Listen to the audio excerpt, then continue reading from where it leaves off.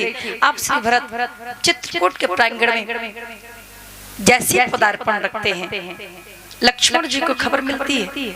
लक्ष्मण जी ने कहा लगता है भरत ने सोच लिया है कि हमारे भैया कमजोर हैं। अरे लक्ष्मण के रहते हमारे भैया फ्रांस आएगी क्या? आज मैं छोटा बनकर भी मारना पड़ा तो मारूंगा और बड़ा बनकर भी मारना पड़ा तो मारूंगा, छोड़ूंगा नहीं। आज हमारे भरत को हमारे भैया को भरत जी कमजोर ना समझे। लक्ष्मण हनैनी में लक्ष्मण हनैनी में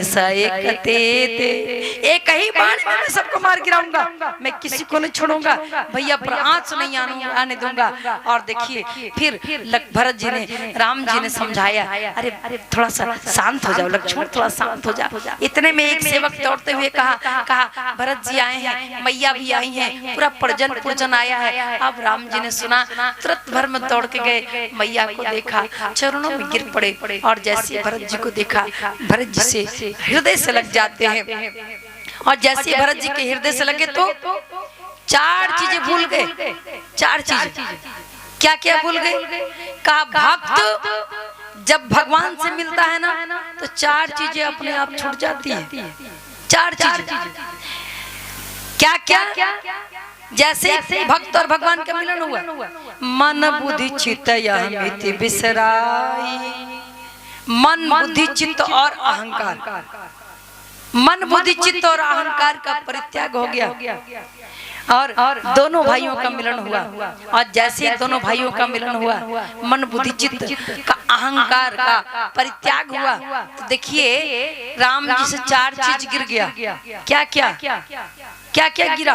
कहा धनुष कहीं गिर गया, कहीं बाण गिर गया, कहीं वस्त्र गिर गया और कहीं तीर गिर गया। कहीं धनुष गिर गया, कहीं बाण गिर गया, कहीं तीर गिर गया और कहीं वस्त्र गिर गया।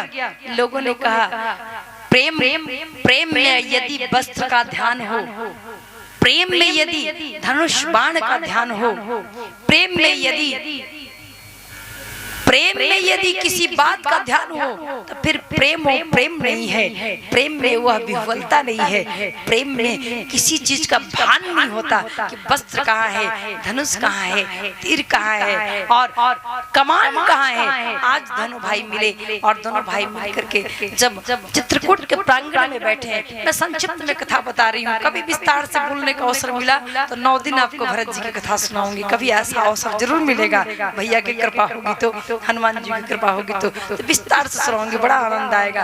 अब देख विचार कीजिए, अब जैसे ही चित्रकूट के प्रांगण में दोनों भाइयों का मिलन हुआ, अब सभा बैठी, सबने कहा भरत क्या कहते हो? श्री भरत ने कहा मैं तो इतना ही कहता हूँ कि पिता की आज्ञा मान करके आप चले आए, राज्य अभिषेक मान लो मैं राजा बन गया और राजा और प्रजा सब आया है और आपसे करभद्र प्रार्थना करता है कि आप चलकर राज सिंहासन संभालें। पिता की आज्ञा का भी पूर्ति हो गया और हम लोगों का आग्रह भी है, अब पुनः आप लौट चले, जो हो गया सो हो गया। अब निरंतर आप चल करके राज्य को संभाले, राजा बने, राज सिंहासन विराजमान हो और हम भाई सेवा करें। राम जी ने कहा भरत कहते तो ठीक हो, लेकिन थोड़ा विचार करो, जिस पिता ने धर्म की रक्षा करने के लिए अपना प्राण त्याग दिया, जिस पिता ने धर्म की रक्षा करने के लिए अपना प्राण त्याग दिया, राम राम कही राम कही, राम राम कही राम, तन परिहारे रघुबर बिरहा, राव गयऊं सुरधाम। मेरे वियोग में अपने प्राण को तिनके के समान त्याग दिया, एक पल की भी विलंब नहीं लगाया, बिन जल के मछली के समान तड़पते रहे। अब वियोग में और अंत में अपना शरीर का भी परित्याग कर दिया। ऐसे पिता के, गीतावली रामायण में आया है, ऐसे पिता के चरणों की अगर अपने चमड़ी को उधेड़ करके पादुका भी बना दूं तो भी मैं ऋण नहीं हो सकता। भरत तुम समझते नहीं हो, पिता के ऋण से मैं ऋण नहीं हो सकता। एक बात और सुन लो, यदि मात्र दशरथ मेरे पिता होते तो भी कोई बात नहीं था, वो परम भक्त भी हैं, इसलिए भक्त के ऋण से मैं कभी ऋण होने वाला नहीं है।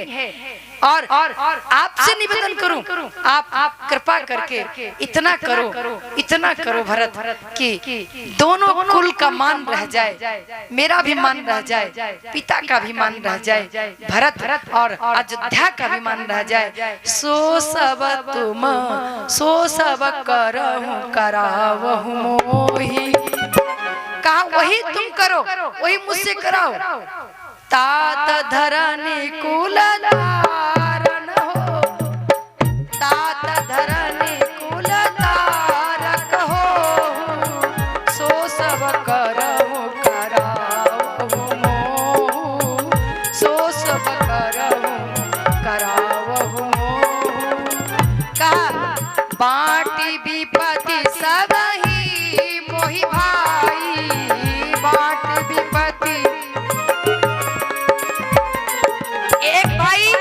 एक भाई संपत्ति बंटवाता है, एक भाई विपत्ति बंटवाता है। तुम मेरे ऐसे भाई बन जाओ जो विपत्ति बंटवा लो। संपत्ति बंटवाने वाला तो करोड़ों भाई मिल रहा है, लेकिन विपत्ति बंटवाने वाला तो कोई भाई होता है। हे भाई, इस विपत्ति में को बंटवाओ, धर्म की लाज रखो, रघुकुल की मर्यादा रखो। रघुकुल का जो रीति है, रघुकुल रीत सदा चली आई, प्राण जाई बर वचन जाई। मर्यादा रखो भाई, हमारी प्रतिष्ठा तुम्हारे हाथ में, जो तुम कहोगे करूंगा। श्री भरत ने कहा अगर हमारे वापस ले जाने से आपकी प्रतिष्ठा, आन बान, रघुकुल की मर्यादा, पिता की मर्यादा और आपकी मर्यादा पे आँच आता है, तो मैं आपसे कहता हूँ प्रभु, अब मैं आपको जाने के लिए नहीं कहूँगा, बस इतनी कृपा कर दीजिए कि कुछ आश्रय दे दीजिए, कुछ माध्यम दे दीजिए। बिना माध्यम का कुछ होता नहीं। यहाँ अगर भैया जी माध्यम नहीं बनते तो कथा होती नहीं होती। हमारे भैया मनोज पांडे जी माध्यम बन गए, तो हनुमान जी के दरबार में इनकी कृपा तो है ही, लेकिन इनकी भी कृपा कम नहीं है। कह दिया था दीदी इस बार बाहर कहीं नहीं जाना चाहिए, आप कहीं नहीं जाएंगी, आप हमारे रांची में कथा बोले। हमने कहा भैया बहुत कार्यक्रम आता है, बाहर जाती हूँ अक्सर, और रांची तो मुझे लगता है पहले खास करके रांची में नवरात्रा की कथा एक बार चुटिया में कही थी, चुटिया राम मंदिर में, अब दूसरी बार अभी यहाँ कह रहे। नहीं तो नवरात्रा की कथा बाहर बहुत जगह से आया, डाल्टनगंज तरफ से आया, मतलब पलामू से कई कथाएं आई, औरंगाबाद से कथा आई, बिहार शरीफ से कथा आई, और सब जगह से कथा आई, लेकिन मैं कहीं नहीं कि दूसरी लेडी वक्ताओं को भेज दिया। और भैया जी कह दिए थे कि आपको कहीं नहीं जाना, हमारे यहाँ कथा बोला।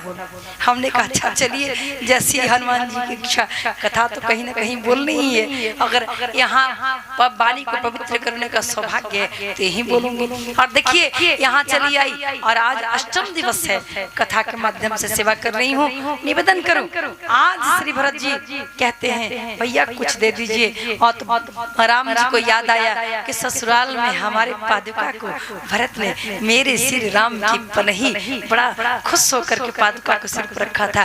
भरत जी को तुरंत भर में आपने दोनों पादुका उठा करके प्रदान कर दिया। ले भरत, ये तुम्हारे लिए, ये तुम इसी को सीताराम समझ लेना। और जानते हैं ये पादुका साधारण नहीं है, एक सीता है तो एक राम है, और भरत जी को इसी में संपुट कर दिया गया है। संपुट भरत स्नेह रतन की, कहा संपुट कर दिए भरत जी को सुरक्षा प्रदान करने के लिए। ये दोनों पादुका श्री सीताराम के रूप में परिणत हो गया, और यही पादुका में श्री सीताराम को देखते हुए भरत जी सर पर लेकर रख करके आते हैं, और ला करके तुरंत भर में ला करके भरत जी पादुका को एक सिंहासन पर, जिस सिंहासन पर बैठना था, राजगद्दी होनी थी, उसी सिंहासन में पादुका रख दिया। और अब चमर लगाते हैं और छत्र लगाते हैं, चमर डुलाते हैं, तरह तरह की सेवा करते हैं। उसी पादुका से आज्ञा मांग मांग करके राजकाज का संचालन करते हैं, और राज्य में कहीं विघ्न नहीं, कहीं बाधा नहीं। 14 साल तक एक भी व्यक्ति नहीं मरा। दशरथ राम जी के भरत जी के आने के पहले मरे थे। 3 दिन पहले भरत जी के आने के बाद कोई भी अयोध्या में नहीं मरा। क्यों? क्योंकि माँ ने कह दिया था भरत राम ऐसा करना कि तुम्हारे वियोग में कोई भी अयोध्या में मरे नहीं। इतना याद रखना कि तुम आओ तो तुमको सब लोग जीवित देखें। तुम्हारे वियोग में अगर कोई मर गया तो फिर माँ की बात व्यर्थ चली जाएगी। और राम जी ने भी ऐसा ही किया। माँ की बात की मर्यादा रह गई और राम जी ने कह दिया। राम जी ने भरत जी को शासक जब बनाया 14 बरस तक कोई मरा नहीं। अयोध्या का देख लीजिए आप उठा करके। अयोध्या में दशरथ जी भी मरे हैं तो 3 दिन पहले मरे हैं। 14 बरस तक भरत जी के रात में काल की गति को रोक दिया भरत जी ने। और परीक्षित के राज में श्रीमद् भागवत में परीक्षित ने अपने राज में 100 साल पीछे कलयुग को ढकेल दिया था। 100 साल पीछे काल की गति को परीक्षित ने भी रोक दिया था और यहाँ भरत जी ने भी रोक दिया है काल की गति को। अब राज काज कैसे करते हैं? नित्य पूजत प्रभु पावरी प्रीति न हृदय समात मागी मागी आयसु करता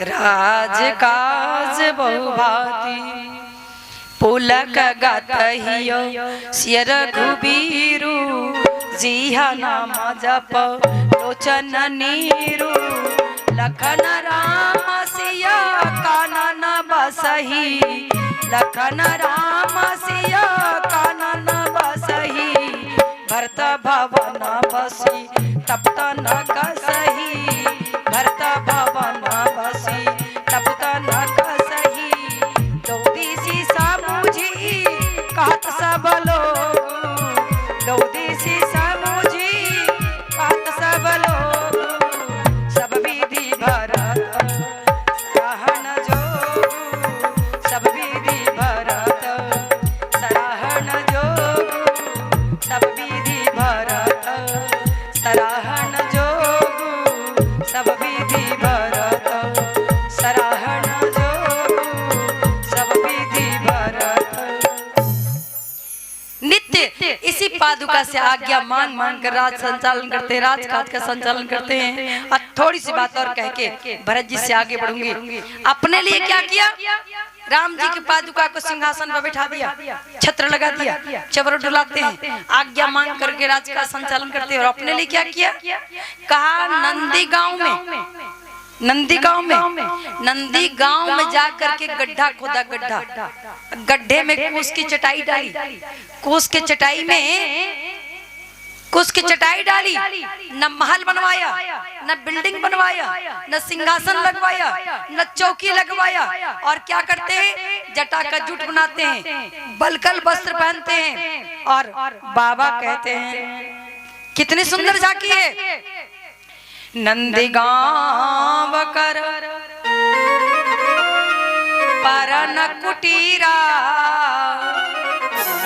किन्न निवास धर्म धुर धीरा जटा जूट सिर मुनि पट डारी अम्मही खनि को ससातरी सवारी। कहा धरती में गड्ढा खोद करके उसकी चटाई डाल करके वहीं बैठ करके राम राम राम राम राम राम राम राम सिमरन करते हैं। और शत्रुघ्न दिन भर प्रहरी के समान अयोध्या में पहरा देते हैं। अच्छा विचार कीजिए, श्री भरत जी गड्ढा में क्यों बैठे? श्री भरत जी सिंहासन लगा सकते थे, महल बना सकते थे। श्री भरत जी कुछ की चटाई में क्यों बैठे? अरे चौकी लगवा लेते। जब राजा है, किसी चीज की कमी नहीं है, संपत्ति की कमी नहीं है। कहा ये भक्त हैं और स्वामी इस समय कहाँ है? भूमि शयन बलकल वसन। स्वामी कहाँ है? भूमि पर शयन कर रहा है, बलकल वस्त्र धारण कर किया है और कंद मूल फल खा रहा है। श्री भरत ने सोचा स्वामी मेरा भूमि पर शयन कर रहा है और मैं सेवक हूँ, सेवक का धर्म कठोरा, सेवक धर्म कठोरा, सेवक का धर्म कठोर है। तो अगर मैं सेवक होकर के भूमि पर बैठूंगा तो हमारे स्वामी की समानता हो जाएगी, फिर भक्त और भगवान का मर्यादा समाप्त हो जाएगा, फिर सेवक और स्वामी की मर्यादा चली जाएगी। इसलिए गड्ढा खोदा, एक हाथ गड्ढा खोदा, कम से कम स्वामी से एक हाथ नीचे तो रहना ही चाहिए। आजकल सेवक भी कुर्सी पे और स्वामी भी कुर्सी पे, कोई महत्व नहीं है, कोई मतलब नहीं है। कहा महाराज गड्ढा में कुछ का चटाई डाला, कुछ का चटाई क्यों क्यों? कहा जब तक कुशासन को अपने पांव तले नहीं दबाया जाएगा, जब तक कुशासन को अपने पैरों तले नहीं दबाकर बैठा जाएगा, तब तक स्वराज और होने वाला नहीं है, स्वराज होने वाला नहीं है। अगर स्वराज चाहिए, सुंदर राज चाहिए, राम राज चाहिए, तो भरत को पत्थर का नींव बनना पड़ेगा। जब तक भरत पत्थर का नींव नहीं बनेंगे तब तक राम राज की स्थापना होने वाली नहीं है।